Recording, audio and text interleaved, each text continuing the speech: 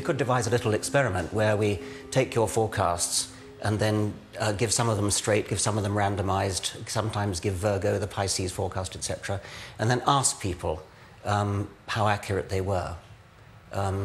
Yes, that would be a perverse thing to do, wouldn't it? It would be, yes, but I mean, wouldn't that be a good test? A test of what? Well, how accurate you are. I think that your intention there is mischief, and I think what you'd then get back was mischief.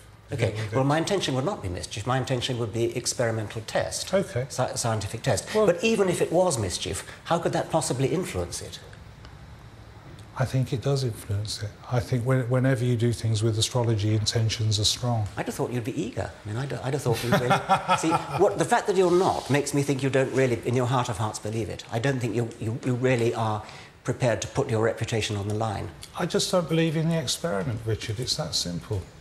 Well, you're in a kind of no-lose situation then, aren't you? I hope so. Yeah. Regardless of Neil Spencer's concerns, I wanted to conduct a simple trial. We selected 20 people at random. We asked them to read that week's horoscope for Capricorn, but as a test, we said it applied to their own star sign. Not only do you have clever Mercury and ambitious Mars focusing on success, but now the Sun is at the same pivotal midhaven angle of your solar chart. I have no idea what that means. Put simply, this means that this is your moment to go that extra mile to become the person you dream of becoming. Remember, however, that there will be others who want what you have and will stop at nothing to get it. Astrologers say this should fit just Capricorn and not the rest. But what actually happened? Yeah, maybe. To be honest, I felt there's some Mercury energy this week because there's a lot of arguments around and a lot of bad vibes. Yeah, that kind of makes sense. What a load of old junk. It could apply to me as much as to the next person. Yeah, well, in a way, yeah. I am. I'm going on a flamenco course in Spain. That isn't necessarily pertaining to me for this week. It's pertaining to me generally. Pile of rubbish. The same number of people agreed that the horoscope was accurate for them as disagreed, and similar results are found with proper large-scale experiments.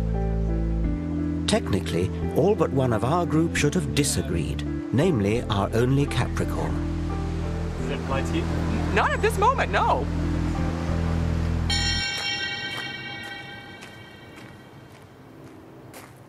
Am I taking this too seriously? I believe astrology misleads the public, denies scientific progress, and belittles our universe. There's a far richer way of looking at the cosmos. Astronomy is a triumph of the human intellect, a real science, constantly enriched by new evidence. Forget about the astrologers' charts with their constellations and planets moving in and out of this house or that house. Go into a real observatory and look at the Milky Way. Or go out into the country on a moonless night. Just lie on your back and gaze up at the stars. The heart-stopping sight you'd see is 100 billion stars spinning through an expanding universe at a speed of 1 million miles per day. The light from some of the closer stars started its journey at the time of the dinosaurs. You're staring into a deep time machine.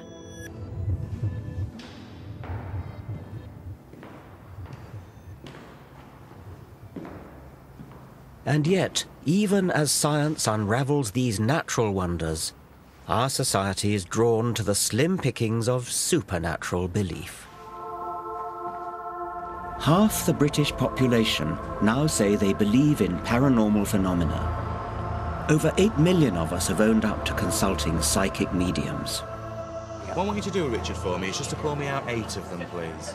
Simon Goodfellow claims that, with these cards, he can use his psychic powers to tune in to the spirits of dead people around me. 7, 8. These voices from the past can apparently give him a glimpse of my future. Lovely, Richard, thank you. Now, I feel he's giving me the initial G with his name, OK? Now, I feel with this man as well, I feel he was a family member, and I also feel very strongly with something to do with advertising that was in, something to do with newspapers with him as well. Now, I do feel with him as well, he's telling me about changes that are coming up in your life at the moment. I see total changes in how you're working to how you will be working in the future. The word Simon seems to be fishing for is retirement, the obvious next step for most 60-somethings. It won't be as hectic and it won't be as active for you, and I do feel you have to grasp that when it... This could apply to anyone my age, but can Simon back up his more precise statements? What was that male relative with a G? What was that about you said earlier on?